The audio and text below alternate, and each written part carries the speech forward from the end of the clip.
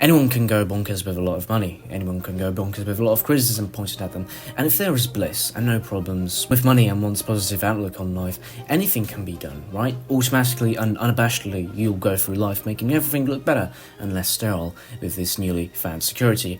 Or maybe I'm just bonkers for thinking that. Or maybe all people change with all of that money, and they'll change morally for the better. Though one thing that doesn't change, and frankly is very difficult to, is the artist's mental environment. The artist's best friend and biggest enemy is solitude, and although it paralyses the artist from the inside, it is the only functional environment he or she can work in. No amount of money will change the progress and quality of one's work. What's the hippie trying to say? I don't know. No, but in all seriousness, and this goes without saying, ideas are formed from experiences and memories, not from fake made-up monetary money. Okay, weird anti-capitalism message. Eclectic collections of paintings that took entire lifespans to finish have shown us the ways of others and how they viewed and filtered out the world. Okay, no criticism. Besides, a lot of people, yes, including you, have tried art making out of sheer fun or because of those crappy art classes at school. There's very little that separates us in opportunities in trying art, say, 200 years ago, and that is just amazing.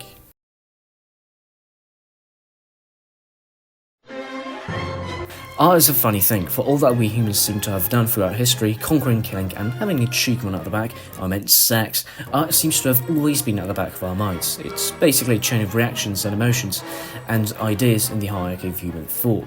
We start with the creation of paper, the printing press, Nietzsche, to whatever the entertainment industry has become.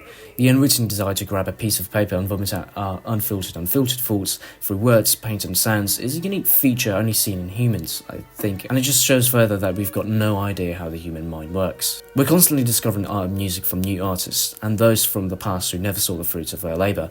Just as culture splits off from an isolated and incumbent maker and becomes something new, this too is true for smaller bits of art and literature. Small societies form around a certain style of making things.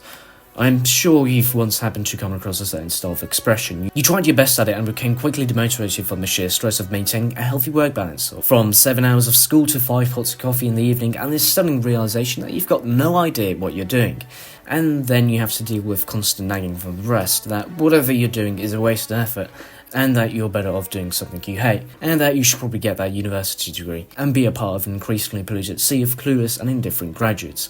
And maybe you listen to what those people said, maybe you have doubts about that thing you wrote and painted, maybe it wasn't a stroke of genius as you thought, and it was just your brain filtering out something that you heard and saw in the past, and oh, what the hell, you're not even naturally gifted in this field anyway, so what's the point of trying anyway? Maybe you should have just listened to them, and you should just pursue that thing you've got no interest in. I would like to tell you to kindly tell them to start off. The people you likely look up to were the most self-critical and unassertive people. They overly obsess over the littlest details in their craft and loathe themselves, and yet they created a legacy for themselves in the meanwhile that transcended their lives and touched millions. There seems to be a limit between risk-taking and self-denial, and it seems they overcame that very fear of themselves, despite their despair, and persevered and pushed, just as Van Gogh painted into his last days on earth and Louis Vain drew his cats to the end. Their habit of near-down obsessive art-making transformed into the only method of disposing emotions, after rewiring their brains for better or worse. I'm not saying you should go out into the forest and build a hut and operate separately from society, abandon all empathy and love. However, if you want to pursue art and change your life drastically, know that there is a point between self-destructive madness and a simple love for the craft and self-liberation. The early blues players of the Deep South played so they can earn money, but aside from the monetary gain, there was an actual reason why they created music in the way they did, a deeper connection and dedication for the craft. Though the universe is a devastatingly extreme place for the lives of people and cats, the constant cycle of birth and death and the solemn feeling of destitute and isolation is something that can break people, and trust me, has done many times, and yet in spite of that, there's something in our brains that makes us want to make things, simply for the sake of making the bloody thing. It is this sort of awakening that has fueled the impossible. For millennia we stared at the night sky with our eyes, seeing the moon moving in unison with the planets, and wondering if we'd ever reach them. Looking back at 150 years of technological progress in comparison with the other 150 before, it's obvious there's been a rather big step up. The Renaissance gave us a new chance to continue humanity, not just aesthetically or with a rejection of religious superstition, but through a cycle of rigorous failure and logic. We literally achieved the impossible and landed men on the moon, and created the internet the same century we stopped using undersea telegraphs.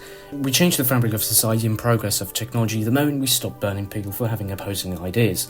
One small liberalising chain of acts opened up space for the greats of the Renaissance to change history, for better or worse. Time for a bit of pseudo-intellectual rambling again, is that okay? The world is amazing. It took a few 100 million years to create life on Earth. 65 million years ago for the first primates to walk on land. 60,000 years ago we left Africa. 9,000 for the first cities, 500 for the first printing press, and then a 500-year time difference till we started to play with nuclear weapons.